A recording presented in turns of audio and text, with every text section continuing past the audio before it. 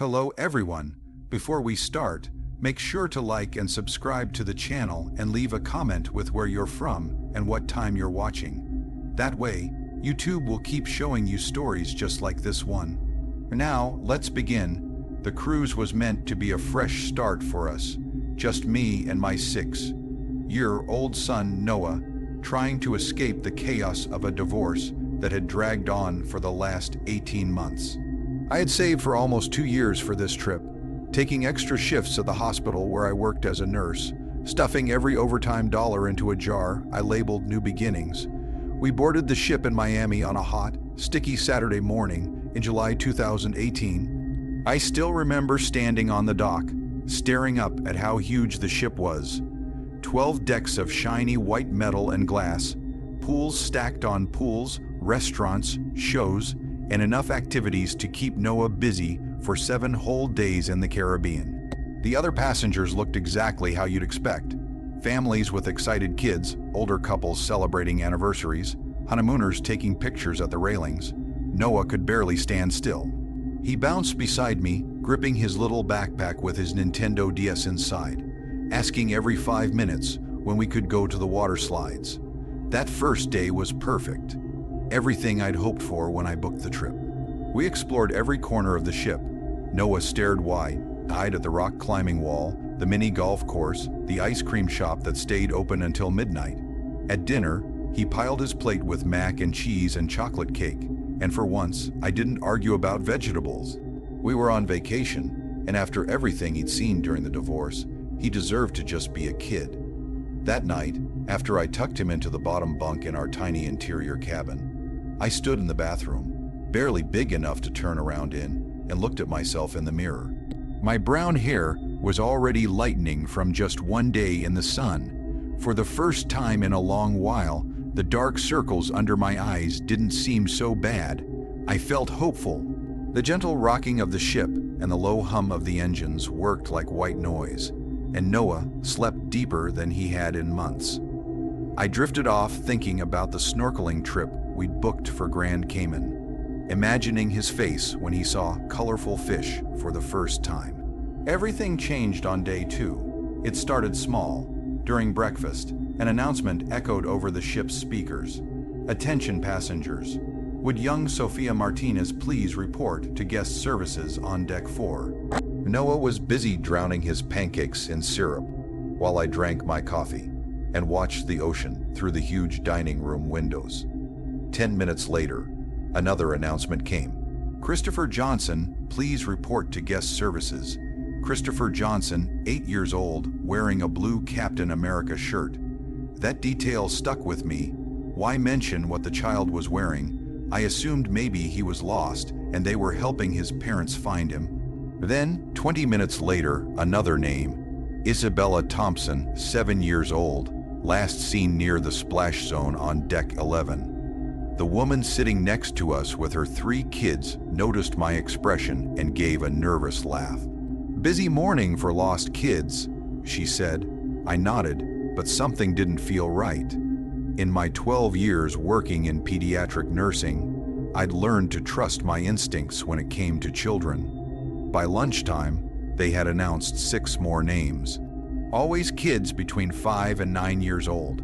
Always with details about their clothes or where they were last seen.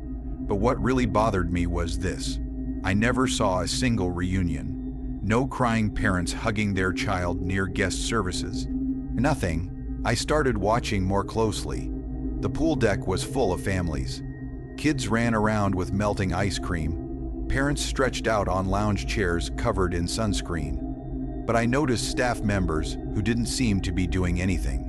Men in crew uniforms who weren't serving drinks or cleaning. They were just watching. One man stood out, tall, thin, with acne scars across his cheeks. He kept walking the same loop around the main pool, scanning the crowd. His crew badge looked real, but the way he moved made every alarm in my body go off. When Noah asked if he could go down the water slide by himself, I said no without thinking, even though it was close and I would normally allow it. "But Mom, I'm not a baby," he complained. I pulled him closer and said we'd go together soon. That afternoon, we went to the kids' club on deck 7. Noah wanted to join a treasure hunt activity, and it seemed safe enough.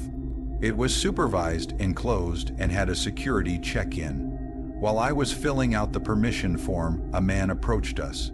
He looked about 40, clean, shaven, wearing the cruise line's bright yellow kids' club shirt. His name tag said Kevin, but his shirt looked brand new, still creased, and his name tag sat crooked. "Hey there, buddy," he said to Noah, barely acknowledging me. "You here for the treasure hunt? Actually, we moved it to the arcade on deck 12. Better prizes up there. Want me to take you?" Noah's face lit up. He loved the arcade. He stepped toward the man, and my body reacted before my mind caught up. I grabbed Noah's shoulder hard. "We'll go together," I said sharply. The man's smile flickered for a split second, irritation flashing in his eyes before it returned. "Parents aren't allowed for this special event," he said. "Insurance reasons, but I promise he'll have fun." That's when the real kids club supervisor, a young woman with a Brazilian accent, looked up from her desk.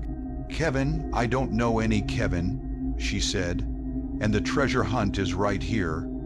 The man didn't run. That's what scared me the most. He simply turned and walked away like nothing had happened. Security came, took my statement, but their tone made it clear they thought I was just another overprotective parent. Noah was upset that we left, but my heart wouldn't slow down. I kept replaying how easily Noah had almost gone with him. We went back to our cabin. I locked the door and latched the chain, even though I knew it wouldn't really stop anyone. The announcements kept coming, name after name. I started writing them down in my phone, along with times and descriptions. By dinner, I had 14 names, 14 children called over the speakers, none of whom I ever saw again. That night, I barely slept. Every sound in the hallway made me sit up. Noah slept deeply, but I checked on him over and over. Around 3 in the morning, I heard quiet voices outside our door. I caught pieces of the conversation. Cozumel, tomorrow, easier at the port, Mexican contact. I wanted to look, but I couldn't leave Noah. I sat on the floor until morning, phone in my hand, heart pounding. The next day, I talked to other parents. Most brushed it off. But one woman, a pediatrician from Dallas named Jennifer, had noticed too. She told me security footage showed 3 of the announced kids leaving the ship at Nassau with adults who weren't their parents. Staff claimed it was custody issues, but the families never reported the kids missing. The announcements weren't to find children, they were signals, targets. That night, I decided we wouldn't leave the cabin. On day 4, Noah begged to go out. I gave in for breakfast. The dining room was nearly empty when I saw him again. The acne-scarred man, now in a server's uniform, watching us. Another man blocked our exit. Then the fake Kevin appeared. They were surrounding us. I screamed, pretending Noah was having a seizure. People rushed over. The men disappeared. Medical and real security arrived. In the medical bay, the doctor listened, then quietly ordered us off the ship. Security escorted us through hidden corridors to a waiting van. As we climbed inside, the younger officer suddenly grabbed my arm as we were about to get in the van. "Ma'am," he whispered, "delete any photos from the ship. Don't post about this online. These people, they have connections everywhere. Just go home and forget this cruise ever happened." The fear in his voice was real, raw, and it made my legs feel weak. During the drive to the airport, I held Noah so tightly he complained he couldn't breathe, but I couldn't let go. My mind kept replaying the fake Kevin's smile, how he knew exactly what my son liked, how organized they all were. We made it back to Ohio that same night. The cruise line refunded the entire trip without me even asking, and that alone told me how badly they wanted this erased. For weeks afterward, I had nightmares. I heard children's names echoing through loudspeakers while parents searched in panic. I reported everything to the FBI, but the agent who took my statement sounded tired, not shocked. "International waters," he said, like that explained it all. "We're aware of the situation. Thank you for your report." That was the end of it. No updates, no follow-up. Jennifer, the pediatrician from Dallas, texted me once to say she and her daughter made it home safely. Then her number went dead. I never learned what happened to the children whose names were called. Sometimes I search their names online. Sophia Martinez missing. Christopher Johnson disappeared. Nothing comes up. It's like they were erased. Noah barely remembers the cruise now, and I'm grateful for that. He just thinks we came home early because I got sick. But I remember everything. The way those men moved through the ship like they owned it. How calm and efficient they were.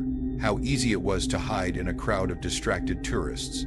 Even now, when I'm in a mall or amusement park and hear a child's name called over a speaker, my body goes cold. I start scanning faces, looking for men watching too closely, smiling a little too wide, wearing uniforms that don't quite fit. The Atlantic was rough that September, and most passengers had already gone back to their cabins when everything fell apart. I'd been on the ship for 3 days, a mid-sized vessel running the New York to Southampton route. Nothing fancy, just comfortable. My cabin was on deck 7, a small room with a porthole that stayed fogged from the cold outside air and warm heat inside. After 8 years with Boston PD and 2 more running my own security consulting business, I'd learned how to read people and spot patterns that didn't belong. My sister had pushed me into taking this trip after my divorce was finalized. She said 7 days at sea would reset my brain, get me to stop obsessing over security footage and threat reports. She was right at first. The first couple of days were mindless and calm. Average buffet food, a comedy show that made me laugh once, long hours sitting on deck, watching the ocean roll by. Then came night 3. Around 11:30 in the main lounge, I was sitting at the bar with a glass of bourbon, watching the bartender, a Romanian kid named Anton, struggle to keep up with drunk passengers. That's when the shouting started near the casino entrance. 2 men in their 40s, dressed in expensive clothes, but wearing them wrong, like costumes. The larger one shoved the smaller man hard, sending him crashing into a card table where 4 women were playing. Chips and drinks flew everywhere. That's when my instincts kicked in. 3 other men across the lounge stood up at the exact same moment. They weren't reacting like normal people. They moved with purpose, closing in. In less than a minute, the room exploded into chaos. While everyone focused on the fight, the 3 others pulled out knives, not metal ones, but ceramic blades. One went straight for the women's purses and jewelry. Another moved behind the bar, trapping Anton. The third blocked the main exit. The big man now had a knife at the smaller man's throat, digging through his pockets. That's when I noticed the watch. A Philippe worth tens of thousands. The victim had been chosen. No one screamed at first. It happened too fast. I didn't have my gun, but I still carried my tactical pen. I moved toward the attacker behind the bar.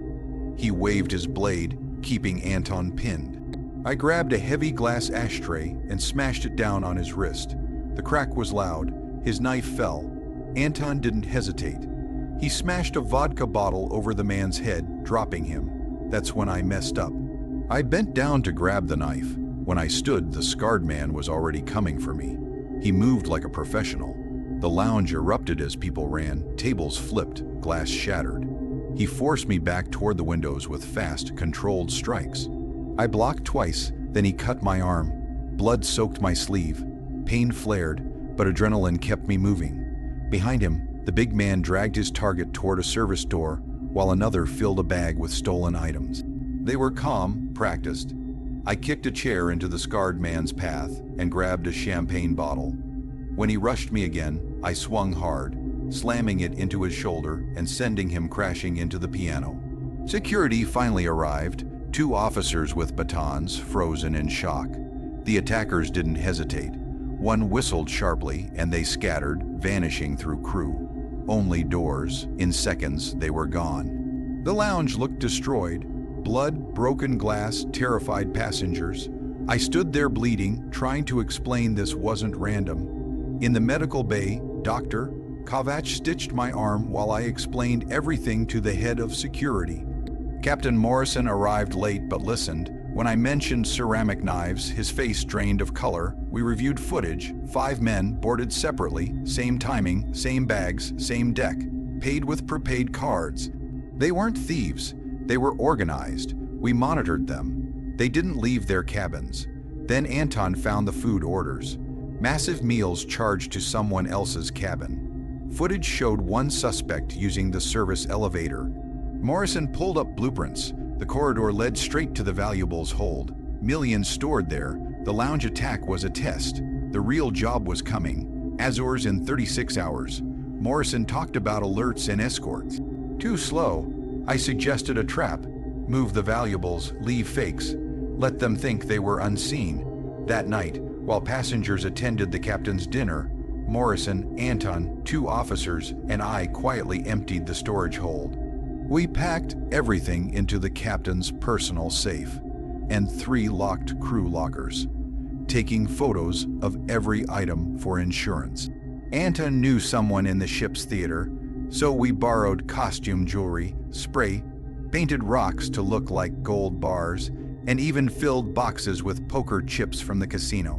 By 4 in the morning, the storage hold looked untouched, but there was nothing inside worth more than a few $100s. The waiting was unbearable. 28 hours passed without any movement from their cabins. I started doubting myself, wondering if I'd imagined the whole thing. Then, at exactly 3:15 a.m., on our final night before the Azores, the fire alarm went off in the kitchen. A reported grease fire that pulled crew from all over the ship. But I'd been watching the kitchen cameras. There was no fire. Someone had triggered it on purpose. Morrison and I hid in a maintenance closet near the storage hold while chaos erupted above us. Through the vent, we heard footsteps. Several pairs, fast, controlled. They used a key card that shouldn't have existed and opened the hold like it belonged to them. We waited until all 5 were inside. Then Morrison activated the emergency lockdown he'd secretly installed earlier. The magnetic locks slammed shut, trapping them inside with their worthless loot. When security opened the doors 20 minutes later, the 5 men were standing among scattered costume jewelry and fake gold bars. Their bags were half full. The scarred man laughed when he realized the truth, shaking his head like he respected the trick. Portuguese police arrested them when we docked in the Azores 6 hours later, and the FBI met us in Southampton with warrants ready. They were part of a Romanian crime ring that had hit multiple cruise ships over the past 2 years. Same method every time. Fake identities, staged chaos, then clean out the valuables and disappear at port. The FBI said they'd stolen over $12 million total, choosing long routes where security was weaker and passengers carried expensive items. The ceramic knives were custom made in Prague, designed specifically to bypass ship scanners. What really shook me was learning they had help inside. A reservation's crew member had been feeding them details about wealthy passengers and cabin locations for a cut of the profits. They caught him trying to flee to Bucharest the day after we docked. Morrison offered me a job as head of cruise security, but I declined. The ocean's beautiful, but I prefer land where criminals can't trap you in a floating metal box for a week. Anton testified at trial and used the reward money to open a bar in Boston. He named it Asterisk, the ceramic knife Asterisk. I told him it was bad marketing, but he didn't care. Sometimes I stop by for a drink, and we talk about how close those men came to pulling off the perfect crime. My arm healed, leaving a thin white scar that aches when it rains. Every time I see a cruise advertisement now, I wonder how many people realize they're volunteering to be locked inside a floating city with strangers, hoping everyone is who they say they are. The afternoon sun was beating down on the pool deck when everything changed. I was 38 then, managing a hardware store in Phoenix. We'd saved for 2 years for this cruise. Me, my wife Lisa, our teenage daughter Madison, and my dad Walter. He'd just turned 65 and retired after 40 years at the post office.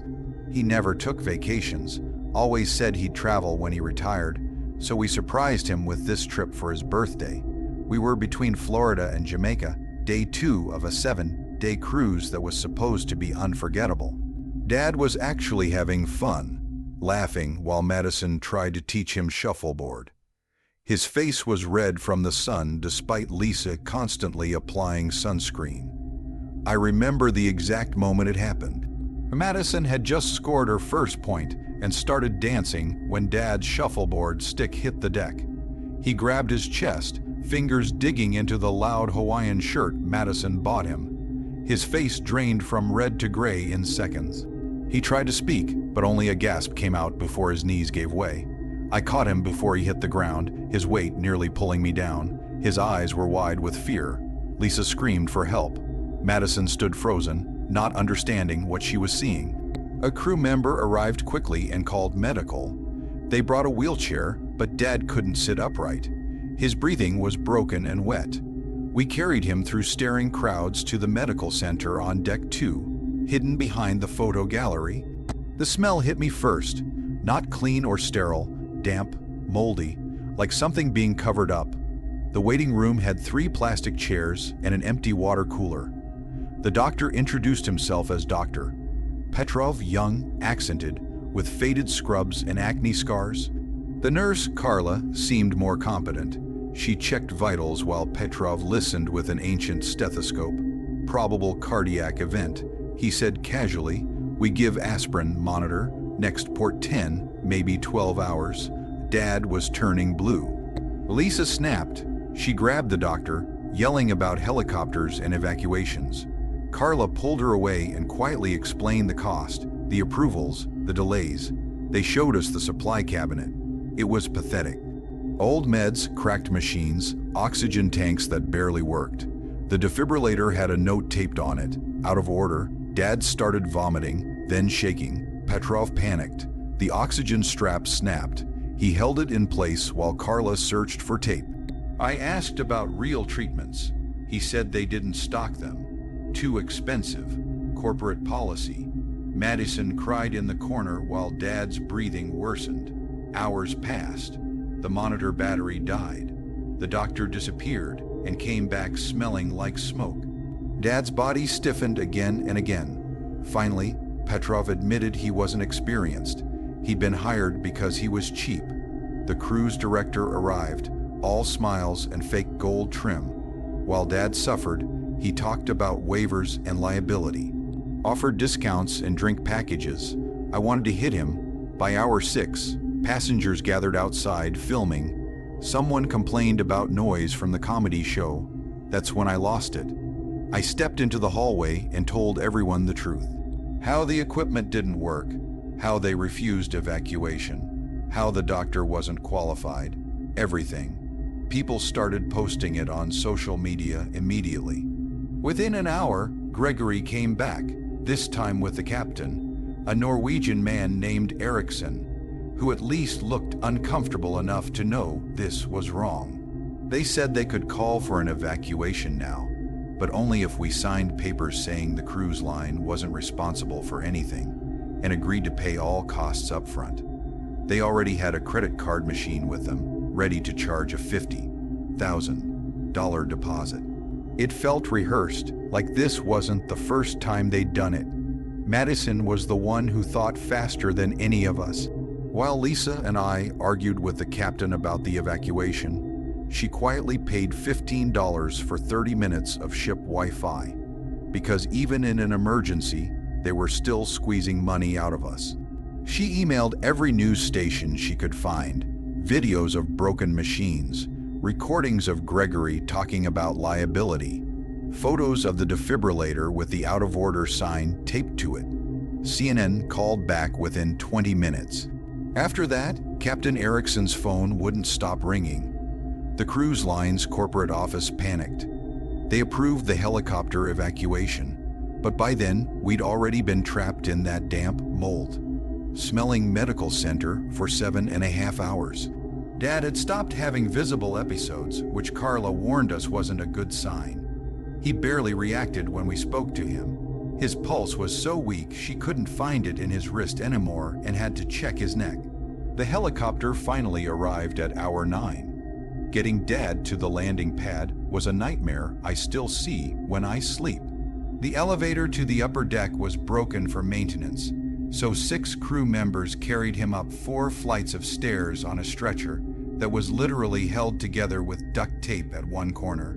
One of the handles snapped halfway up, and a kid who couldn't have been older than 19 had to take most of Dad's weight on his shoulder. On the top deck, the wind was brutal. The helicopter couldn't land because the ship's landing pad hadn't been certified in 3 years. Another cost-cutting decision, they lowered a rescue basket instead. Watching them load my unconscious father into it, his body limp like a rag doll, the basket swinging 30 feet above the deck, was the most terrifying thing I've ever seen. Lisa turned away. Madison filmed everything, later telling me she needed proof in case something went wrong. Dad barely survived. Doctors in Fort Lauderdale said another hour, and he would have died. He'd suffered a massive heart attack, and the 9 hours without proper treatment caused serious damage.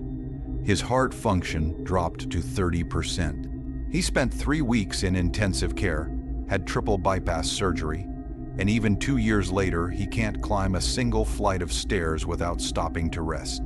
The medical bills reached $400,000, and the cruise line fought us on every cent, claiming we refused their original plan and caused delays by contacting the media. We're still in court. At least Dad is alive. The cruise line never admitted fault. They quietly smoothed things over with CNN using a statement about reviewing their medical preparedness. Dr. Petrov still works for them, just on a different ship. Madison found him on social media, smiling in photos on the crew deck like nothing ever happened. They did fix the defibrillator. That part made it into their press release about passenger safety. 22 years old, and I'd never been on anything bigger than my uncle's fishing boat back in Colorado. But there I was, standing on deck 7 of a massive ship, watching the Mexican coastline disappear into the dark while 4,000 passengers partied around me. I'd saved for 2 years waiting tables at a greasy Denver diner, working double shifts every weekend, telling myself it would be worth it once I finally stepped on board. My roommate Ashley thought I was crazy for going alone. Said I should wait until she could come too, but I needed this trip. I needed to prove I could do something big by myself. The first 2 days were amazing, snorkeling at port, meeting other solo travelers at pool mixers, eating more shrimp than anyone reasonably should. On the 3rd night, I splurged on the fancy steakhouse, the one that cost $70 extra just to enter. Floor, ceiling windows looking out at the ocean. Candlelight, real cloth napkins, servers who remembered your name after hearing it once. My waiter, Dominic, with a thick Italian accent, recommended the ribeye with herb butter, said it was the best cut they'd had in weeks. When it arrived, I took 5 photos before touching it. Thick, charred on the edges, pink in the center, swimming in green butter dotted with garlic and rosemary. The first bite tasted metallic, sharp, almost wrong. Dominic said that was just the dry aging, enzymes breaking down proteins. The couple beside me, the Brennans from Wisconsin, were celebrating their 40th anniversary. Mr. Brennan joked that the steak was so good he might leave his wife for the chef. We laughed, shared stories, and I cleaned my plate, even soaking up the butter with bread. Around midnight, I woke with my stomach flipping, like missing a step on stairs. The cabin was dark except for moonlight through the balcony. The ship rocked harder than before. I told myself I'd overeaten, mixed too much food. Then a sharp twisting pain hit under my ribs, like someone wringing out my insides. I barely reached the bathroom before vomiting violently. Steak, potatoes, mojitos, all burning on the way up. It wouldn't stop. Wave after wave, cold sweat soaked me. Then I noticed the vomit looked dark like coffee grounds streaked with red that definitely wasn't food. Panic set in. I called guest services. No answer. My roommate Bethany was still out at the nightclub.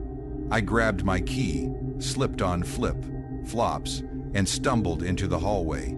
Empty corridors, endless identical doors, swirling carpet that made the nausea worse.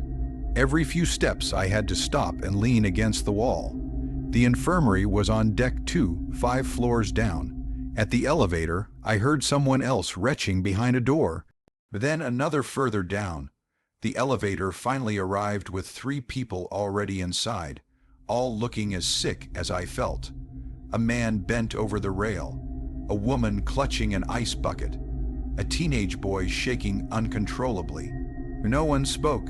The elevator stopped on every floor, filling with more sick passengers. By deck 4, we were packed tight. The smell was unbearable. Vomit, sweat, fear.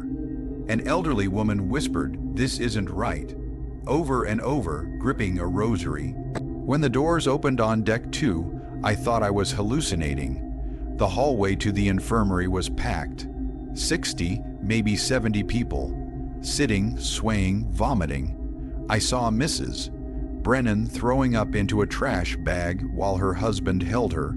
Parents carrying limp children, a pregnant woman crying, a man unconscious on the floor. The smell hit me hard, waste, vomit, and beneath it all, that same metallic scent from the steak. I slid down the wall and sat. The woman next to me said she'd been waiting 2 hours already. Only 1 doctor and 2 nurses for the entire ship. Everyone was getting the same pills and sent away. No Roman fours, no exams. Crew stopped responding. Water fountains didn't work. Her lips were cracked and bleeding. When she tried to stand, her legs collapsed. After another hour, a crew member forced his way through the crowd, ignoring people begging for help. I heard him say containment, corporate, and media blackout into his radio. When the infirmary doors opened briefly, I saw gurneys, Roman force, chaos, and a doctor arguing with a man in a suit. Then the doors closed. My vision started going dark. My mouth felt like sand. I tried to stand and fell. That's when a young Filipino crew member knelt beside me and secretly gave me half a bottle of water. He whispered that the steakhouse freezer broke 2 days ago, but management served the meat anyway. Over 300 people ate there. Corporate doctors were coming tomorrow. Tonight, they were ordered to minimize treatment to avoid lawsuits. His supervisor yelled at him and he vanished. But I noticed things after that. Crew drinking sealed water, security wearing masks, first-class passengers being escorted inside while we waited. Around 5 in the morning, the man in the suit returned with security. They checked key cards and started forcing people back to their rooms. When they reached me, they said the doctor decided I was fine. I protested. They dragged me away. They dumped me in my cabin and promised room service. Nothing came. Bethany lay curled in bed, soaked in sweat. She'd collapsed earlier and never got help. We spent the next 18 hours taking turns in the bathroom, sharing the last of our bottled water, and listening to the hallway fill with noise as more and more people got sick. You could hear vomiting, crying, people arguing with crew, doors slamming, someone screaming for help every few minutes. When we finally docked in Mexico, I learned that 43 passengers were rushed straight to hospitals. 7 ended up in intensive care. 2 elderly passengers didn't survive that night at sea. The cruise line offered us a 25% discount on a future cruise as compensation. They made us sign papers saying we wouldn't talk to the media, wouldn't post online, and wouldn't sue. Most people signed just to escape that floating Petri dish. I didn't sign anything, which is why I can tell this story now. Why I'm naming the cruise line Royal Atlantic Ventures, ship designation *, Paradise Queen *, sailing out of Galveston on March 15, 2022. I spent 22 years fighting fires in Chicago, but nothing in all that time prepared me for what happened last April aboard the Celestial Dream *. My daughter Megan convinced me to take that Mediterranean cruise about 6 months after I retired. She kept saying I deserved it after all those years, that I needed to relax and see something other than smoke and sirens. She found a deal online, 10 days through the Mediterranean, and wouldn't take no for an answer. She even drove me to the airport herself to make sure I went. The ship was massive, one of those floating cities with 8 restaurants, 3 pools, and enough distractions to keep 2,000 people busy for weeks. We'd been at sea 4 days. We'd just left Barcelona that morning, heading toward Nice, and I was actually starting to enjoy myself.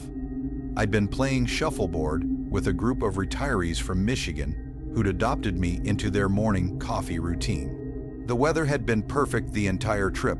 Calm seas, bright sun, the kind of blue you only see in brochures. That afternoon started normally.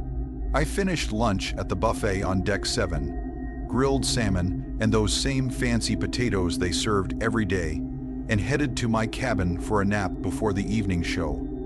Around 3:30, I noticed something strange through my porthole. The horizon had turned a dark purple, like a bruise spreading across the sky.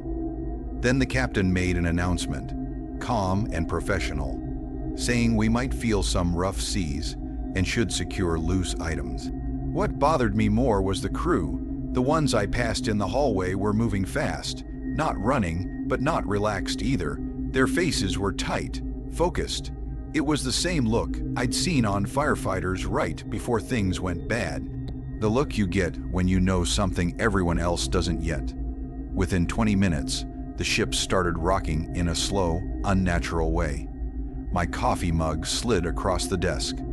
I stepped onto the balcony and felt every instinct from 2 decades of emergency work snap awake. The waves were massive, like moving buildings, white water spraying higher than our deck. The purple sky had turned almost black, clouds hanging so low they felt close enough to touch. Other passengers were still walking around, taking photos, laughing. They had no idea. I went back inside and packed essentials: passport, wallet, medications, waterproof bag. Old habits never leave you. I tried calling Megan, but the satellite signal was already failing. I managed to send a short text saying the weather was rough, but I was fine. I didn't want to scare her. By 4 o'clock, they closed all outdoor decks. The captain came on again, his voice tighter this time, telling everyone to return to their cabins and wait. I couldn't stay in mine, not with waves completely blocking the view 1 second and dropping away the next. I headed up to deck 5, where the main dining hall was. If something went wrong, I wanted space and exits, not a metal box deep in the ship. The dining hall was enormous. Floor, ceiling windows, crystal chandeliers, seating for hundreds. But only about 30 confused passengers were inside, trying to eat while plates slid across tables. Then the first real wave hit. The entire ship lurched sideways. A grand piano broke loose from the stage and slid across the floor like it weighed nothing, smashing into the wall with a sound I'll never forget. Everything exploded into chaos. Tables flipped, glass shattered. People were thrown across the room along with food and furniture. An elderly woman near me was launched from her chair and slid 15 feet before slamming into a pillar. Her husband crawled after her while the ship leaned at an impossible angle. The alarms started screaming, mixing with human panic and the crash of objects slamming from wall to wall. I grabbed a support column and pulled a young couple behind it just as another wave hit. This time I heard metal groan deep inside the ship, a sound you feel more than hear. The lights flickered and switched to emergency power, bathing everything in a sick yellow glow. Through the windows, there was nothing but water. Not horizon, not sky, just black walls rushing past. A crew member, a young Filipino kid with blood running down his forehead, staggered in, screaming for everyone to put on life jackets, pointing toward an emergency station. Half the people couldn't even stand. Then I saw another massive wave pause outside the windows before smashing through. Freezing seawater poured across the floor. Tables floated. People screamed that water was rising from lower decks. The ship tilted so far we were practically standing on walls, then slammed back the other way. Each time, something broke deep inside. I reached the life jacket station and started throwing vests to anyone I could, trying not to slip on the floor that had turned into a river of glass and debris. I helped a Midwest family huddled behind a table. The father's arm was bent wrong. The mother pressed a napkin to her daughter's bleeding leg. Then the captain's voice came back, shouting words no one ever wants to hear. "This is not a drill." You could hear fear beneath the training, and that terrified me more than the storm. We tried to move toward the muster station, but another wave hit. The lights went out completely. 10 seconds of darkness felt like hours. Water lashed unseen. People screamed. When the lights returned, the water was waist, deep and rising. Outside, waves 40 or 50 feet high lifted the ship like a toy before dropping it again. A man near me couldn't breathe, screaming that his wife was still in their cabin. I had to physically hold him back. We could hear water tearing through the lower decks, doors slamming, metal screaming. Moving felt like a nightmare where you can't run. We climbed walls when the ship tilted and slid back when it righted itself. A woman was ripped from her husband's hands and swept toward the windows. 3 of us chained together to pull her back, coughing seawater, eyes wide with terror. The crew looked just as scared as we were. One young woman with an accent cried while trying to do head counts, her clipboard dissolving in the rain, repeating procedures like a prayer. By the time we reached Deck 4, the situation felt apocalyptic. The lifeboat area was chaos. Boats swung wildly, smashing into the hull. I watched one get crushed instantly and realized there might not be enough left. People pushed and fought. A man shoved an elderly woman aside. Civilization vanished fast. Wind screamed. Rain hit sideways. Waves swept the deck, dragging anyone not holding on. Then came the sound. A massive metallic shriek from below. The ship shuddered like it had been punched by something divine. The deck tilted past 45 degrees and stayed there. People slid toward the rail, some disappearing into the black ocean. I wrapped my arms around a pole, feet off the ground, watching the horizon rotate. Water poured in everywhere, engines screamed like dying animals. For 30 seconds, time stopped. 2,000 people held their breath, praying in different languages. Then somehow, the ship fought back, slowly leveling, still alive. A crew member yelled that the Greek Coast Guard was 8 miles away. Helicopters inbound. 8 miles felt impossible. We spent 3 more hours in survival mode. Helping the injured, holding people back from the railings, bailing water with whatever we could find. The ship sat lower with each hour but stayed afloat. When the first helicopter light cut through the storm, people collapsed crying. They evacuated the injured first. I stayed near the end, helping load rescue baskets while water crept across what used to be the upper deck. It took 14 hours to get everyone off. From the rescue ship, I watched the Celestial Dream finally slip under just after dawn. No one died, which the news called a miracle. 43 were hospitalized, hundreds more injured. They flew us to Athens, put us in hotels, and sent representatives with sympathy and waivers. I got home 2 days later. Megan met me at the airport, crying, holding me like I might vanish. She kept apologizing for pushing me to go. The investigation blamed rare weather, but knowing that doesn't stop the nightmares. I still can't watch cruise ads. 22 years of running into burning buildings never scared me like one afternoon at sea, when the ocean reminded us it doesn't care about your plans.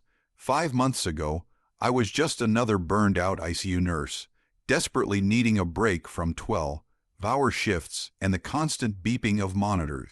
After watching 3 patients code in a single week at the hospital in Houston, where I worked, I finally cashed in 2 years' worth of savings and booked myself on a 7-day cruise through the Eastern Caribbean.